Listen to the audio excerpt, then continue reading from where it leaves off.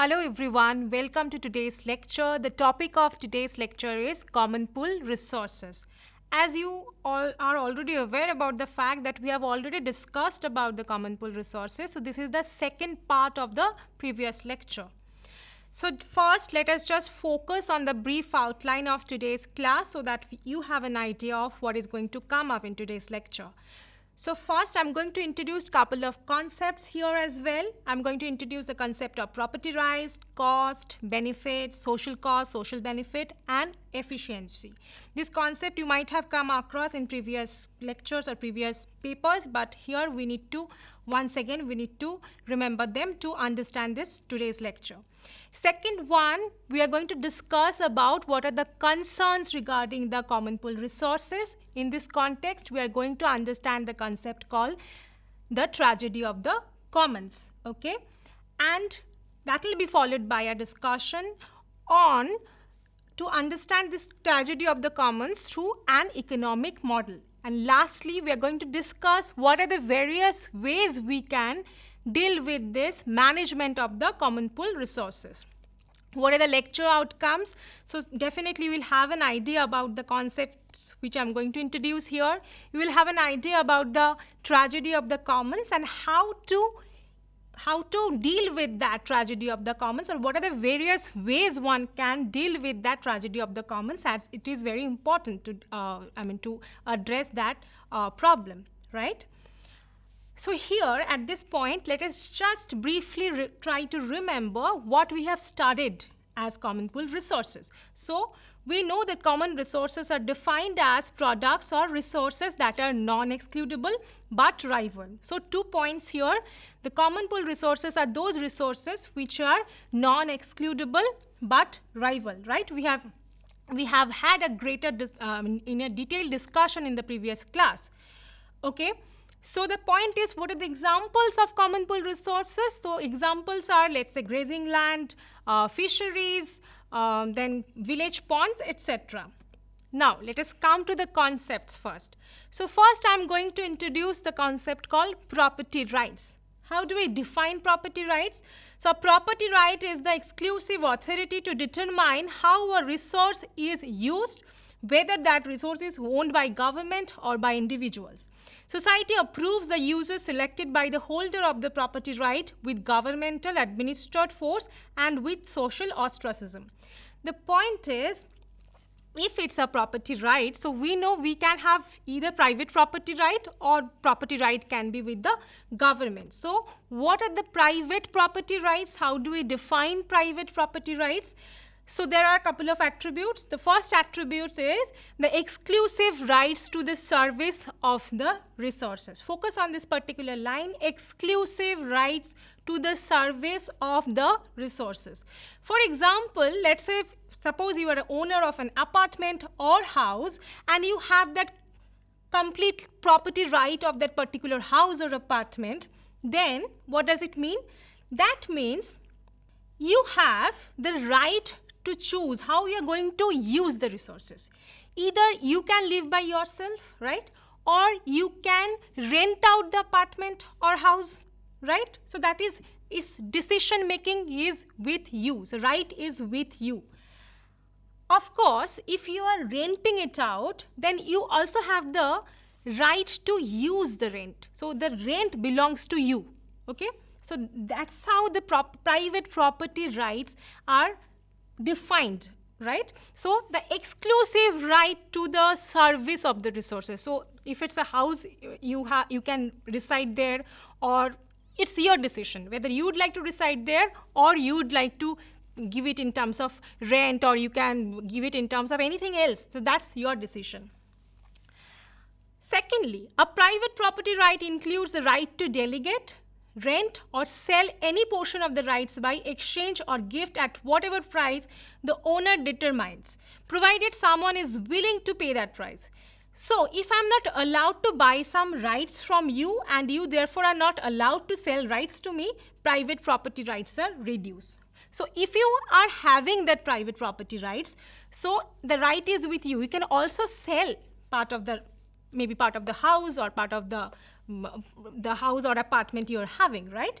So again, if you are not able to sell a house, or if you are not finding anyone who is ready to buy your house, in that case, or maybe there is some sort of system which is not allowing you to do these activities, then your private property right is reduced. Okay, so if you have a private property right, so you have right to delegate, you have right to rent or sell. Okay, moving on. Here I'm going to introduce the concept called social cost and private cost. I'm sure you have much idea about private cost, but here I'm going to illustrate this with an example. Suppose the example is someone has to go to the work, and someone, let's say one person A or person, he or she is choosing to drive to work. Okay, so if someone is choosing to drive to work, first of all has to have a car and also need to fill up the petrol, right? So let's say for this driving, you are having petrol for ₹106. Okay, then you are just not driving, you are also contributing in pollution, you are contributing to the road congestion. And suppose somehow we can actually put some monetary value of this pollution and congestion. It's a complex process, but let's say we can do it just to simplify the understanding of the social and private cost. So if let's say you are contributing ₹40 pollution, and you are contributing in terms of congestion, that is ₹30, let's say. So what is the social cost then? Social cost includes private cost as well as external cost. That is the cost of pollution and cost of congestion. But if I'm considering my private cost, so that is the cost of the petrol. So if I'm calculating the private cost, I'm not considering taking into consideration of external cost, that is the cost of pollution and congestion, right? But in social cost, I'm taking into account everything. Moving on, the social benefit and private benefit. Similarly, this concept I'm going to illustrate with another example. Let's say instead of car or instead of bus, now I have decided that I'll go to work on a bicycle. Okay, so if I'm taking a bicycle, what am I doing? Let's say initially I was going by a bus, but now I'm saving ₹25 every day. I'm saving, so my cycling is a much more cheaper option than taking a bus. Similarly, if I'm going by a cycle, I'm not adding to any pollution, right? If you're cycling, there is no pollution as such. So let's say less pollution. So let's say we can also put some monetary value here. Again, these are very complicated, but just to simplify the concept. So again, less congestion also. So for less pollution, ₹20 per day, and less congestion, let's say ₹15 per day. Okay. Then what would be the social benefit? The social benefit would take into account this private benefit as well as this external benefit. So if you are actually cycling, you're maybe in terms of your health, you are gaining, right? And also it's not only you, it's also the entire environment, or since there is less pollution or less congestion on the road, so everyone is also gaining somehow. So once I'm calculating or once I'm considering this social benefit takes into account private benefit as well as external benefit. Now, here I'm going to talk about economic efficiency. I'm sure you have some idea about economic efficiency. Here I'm going to talk about the facets of economic efficiency in an economy. So I'm not going to discuss about the Pareto efficiency, which you are aware about it. So there are two ways one can achieve this efficiency. One is efficiency in production, another is distribution, right? So let us just focus on this efficiency in production. So basically, if you have to use your full resources, available resources, right? So full use of available resources in economy, efficient combination of input, that is a cost minimizing combination for a given output, production of the right combination of output as desired by the society, and again, efficient distribution channels from producer to end users. Also, this is the production channel. In the distribution channel also, distribution of available output among members of the society in a Pareto efficient manner. So these are way one can think of the economic efficiency. What is social efficiency? So social efficiency is the optimal distribution of resources in society, taking into account all external costs and benefit as well as internal cost and benefits. Okay, so social efficiency occurs at an output where marginal social benefit is equal to marginal social cost.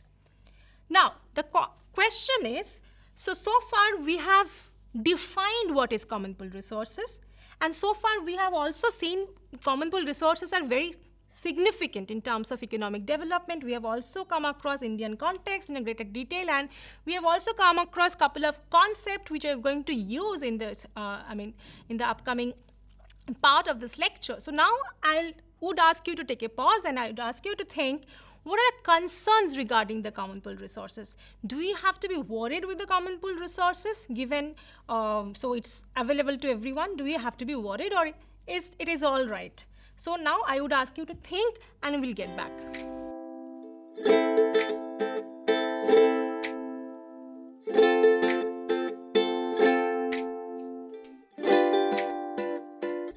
Okay, so the question I was asking, should you be worried about these common pool resources? So to answer this question, let us just focus on this particular graph. On the left-hand panel, I would ask you to focus on these Pacific Ocean tunas. This gives us the fishing intensity by region. You can see from the graph that fishing intensity in Pacific Ocean tunas are on rise, right? On the right-hand panel, we have health of fish stocks by region. What can you see from here? You can see that Pacific Ocean tunas, their fish stock is declining. So fishing intensity is rising on one hand, and on the other hand, the fish stock is declining. Secondly, this particular table is from Indian context. What does it show? It's talk about the common pool land resources. Focus on the last row. It gives us the India picture. So 15% of land actually belong to these common pool land resources, and you can also see the next column talks about reduction in common pool land per 100 hectares. It's 1.9% is declining. So the entire table is actually showing that in India also this common pool land resources are declining. So what is the message I'm trying to give you here? I'm trying to give you here this following message, that since it's not excludable, so always there is a possibility of degradation, right?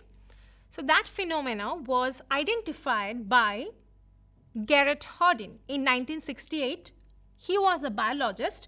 So he published an article about social dilemmas in the journal called Science, and he termed this concept as the tragedy of the commons, okay? So Hardin described a group of cattle herders, each raising ever larger herds and eventually overgrazing their shared pasture land, driving their animals and the herder themselves to ruin. What do I mean by that? I'm going to illustrate. Suppose there are 4 shepherds, and each one of the shepherd, they're owning 4 sheep, okay?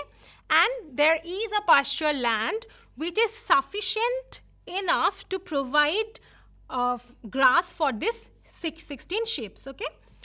Now, if one of the shepherd, he is thinking that, okay, let me add 1 more sheep. So he can do that. That's his, he has to bear the cost, and obviously he'll get some benefit, right? But what is happening here? Since he is adding 1 extra sheep into the grazing land, so the stock of grass might get over, right? Now there can be a tendency of overgrazing. Now if the other 3 shepherds, they are also started thinking in the similar line. They are thinking that, okay, fine, let us also add extra 1 more sheep into this grazing land. So likewise, if people or these 4 shepherds, they started thinking like that, and they are increasing the number of sheep into the similar grazing land, what will happen eventually? Eventually, it might happen that over the time, there are no grass. But so the sheep are basically starving. So if the sheep are starving, then the shepherds, they might also run into loss, right?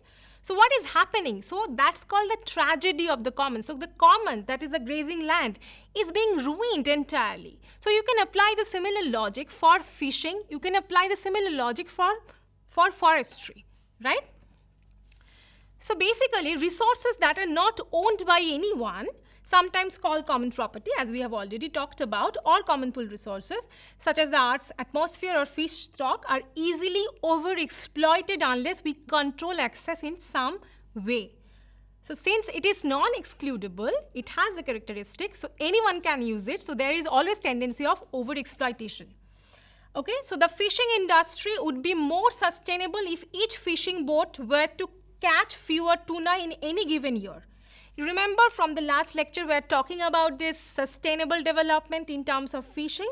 So if you are not restricting yourself to catch the amount of fish, if you are like over harvesting, then what will happen? Eventually, the fish stock will get over, right? So it's not sustainable as well. So that's how you can also connect with your previous lecture. So, but let's say you become aware of it, you are thinking that, okay, fine, I'm not going to catch any more fish. Then you are bearing the cost, right? But not everyone, so you are sacrificing your fishing. But the benefit is enjoying by, everyone is enjoying the benefit because they are catching the fish. Okay, so its cost is on you if you are sacrificing your fishing. So the point is, so here is the problem of the tragedy of the commons. So now the point is, can we actually illustrate the tragedy of the commons through an economic model or through an economic ideas? Can we explain them? Can we explain them graphically of the tragedy of the commons? So yes, so think about it and we'll get back.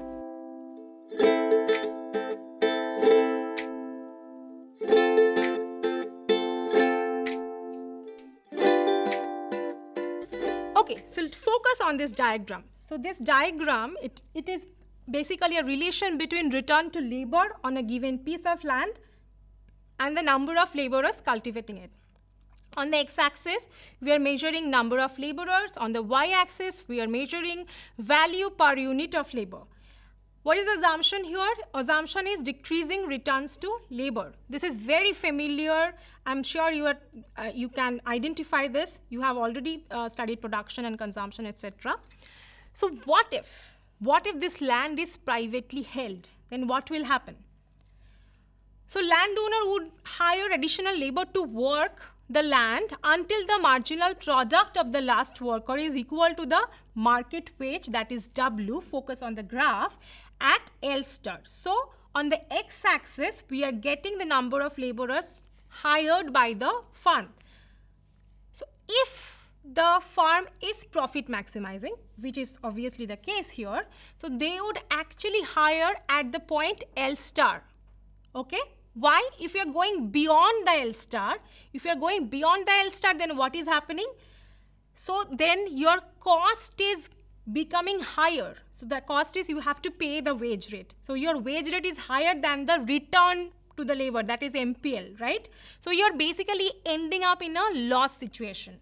So if you are a profit maximizer, which is obviously the case with our this particular farm, so what do they will do? They will hire up to L star workers. So what would be the total output in this case? In this case, the total output would be the average product, that is AP star, multiplied by the number of workers, that is L star.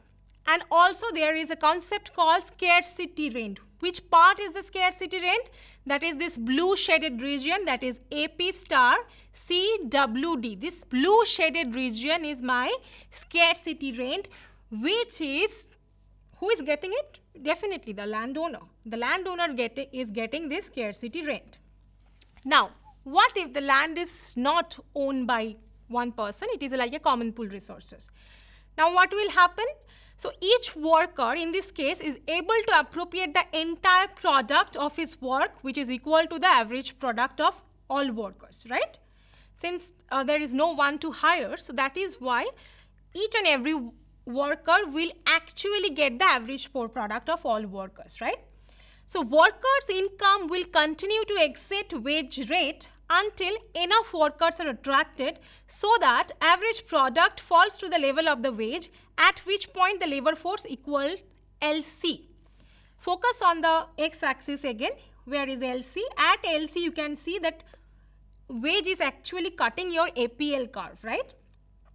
So at that point, this is not a profit maximizing farm. So here we are actually, or more workers are actually being employed in this piece of land. But here is a problem. Here marginal product falls below the wage. So in that case, there is a tendency that social welfare will fall. And there is no concept of scarcity rent at LC. But if I am operating at L star, we had a scarcity rent of this blue shaded area. But if I am operating at LC, there is no concept called scarcity rent. Now again, so this is the problem of the common pool resources, right? Again, we are going back to Hardin. So freedom, what he was saying freedom in a commons brings ruin to all. So just focus on this quote. So picture a pasture open to all. It is to be expected that each herdsman will try to keep as many cattle as possible on the commons, which we have already discussed, right? So each man is locked into a system that compels him to increase his herd without limit, in a world that is limited. Ruin is the destination toward which all men rush, each pursuing his own best interest in a society that believes in the freedom of the commons. Freedom in a commons brings ruins to all. So that was a statement given by the person who actually coined this term, tragedy of the commons. So if you are not restricting your usage in a common, then what is the end result? The common will be ruined. So there will be no grazing land, there will be no fish stock in the ocean. So will it be good for us? Will it be good for the society, or will it be good for in terms of economic development? We have already discussed in sustainable development. So it may not be good for us. So at this point, we have to ask this question. So then how are we going to tackle this issue? How do we manage the common pool resources?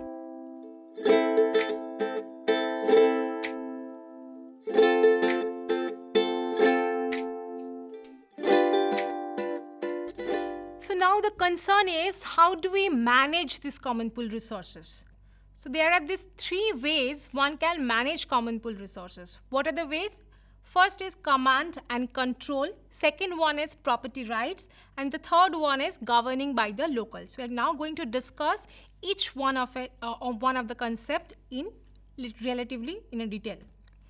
So what is command and control?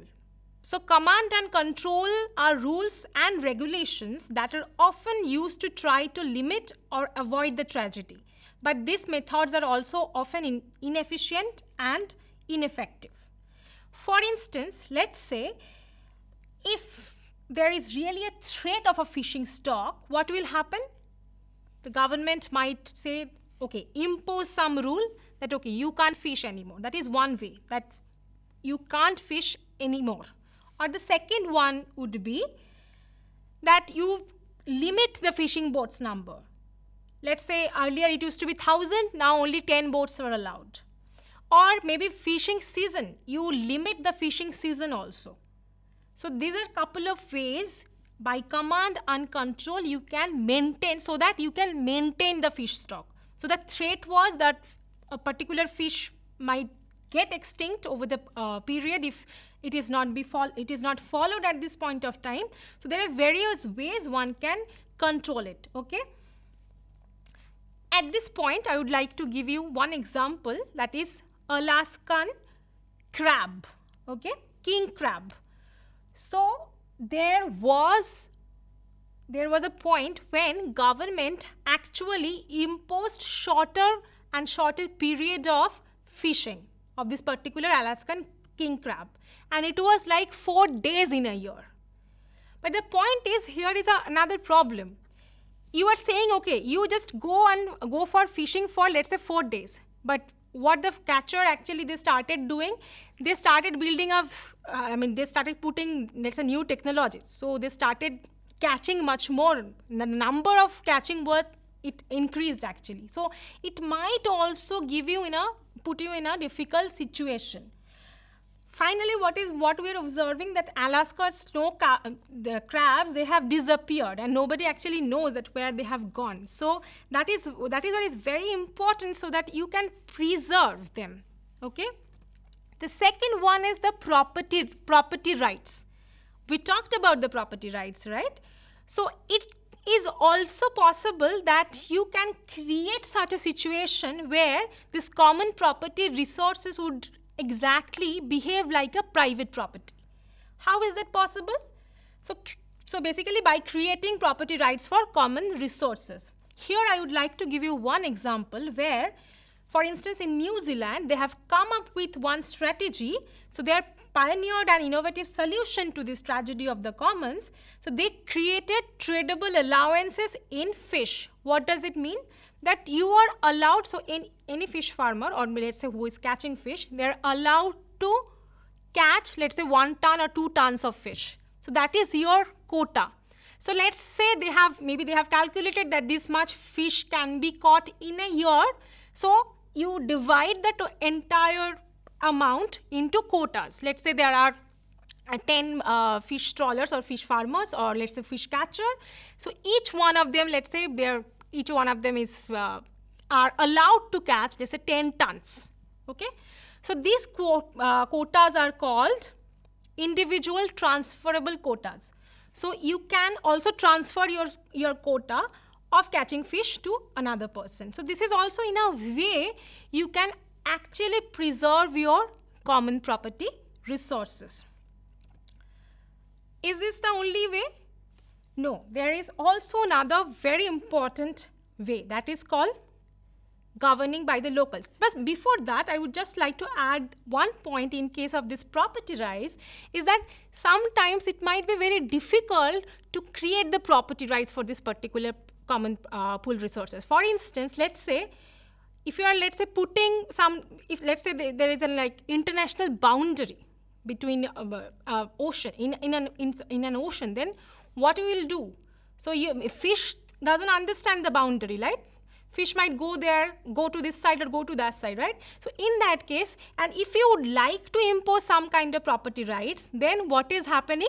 It is, you have to contact with that international thing also. So it's no more your domestic matter. Okay? So that is the problem also with the property rights. Now, the next and the last one is the governing by the locals. So this was basically proposed by the Nobel laureate Elinor Ostrom, and for this concept, she actually won the Nobel Prize in 2009. So basically, she said how local property can be successfully managed by local commons without any regulation by central authorities or privatization. So whenever there is a property rights regime, so it might lead to a privatization, but Ostrom is actually proposing some different kind of management of this kind of resources. So Ostrom also proposed several guidelines for managing common pool resources. So she said rules should clearly define who gets what, good conflict resolution method should be in place, people's duty to maintain the resources should be proportional to their benefits, monitoring and punishing is done by the user or someone accountable to the users, and users are allowed to participate in setting and modifying the rules. The main point I would like to focus here is no top-down approach. So it's not coming from the top, okay? So no top-down government solution is present in case of this governing by the locals. So this is a very celebrated way of managing common pool resources. So we are at the end of this discussion. So what are the key points, or what are the take-home points from this particular lecture? So we have understood the concept of property rights, efficiency, social cost, benefit, etc. Then we got to know what is the tragedy of the commons. Then later on, we have also seen that common pool resources might lead to a situation where misallocation of resources might happen through an illustration of an economic model. And lastly, we have discussed there are 3 ways to manage the common pool resources, and each ways has its own pros and cons, but these are the ways one can think of managing the common pool resources. So with this, I'm going to end this lecture of common pool resources. Hope you had good time listening to this lecture. Thank you.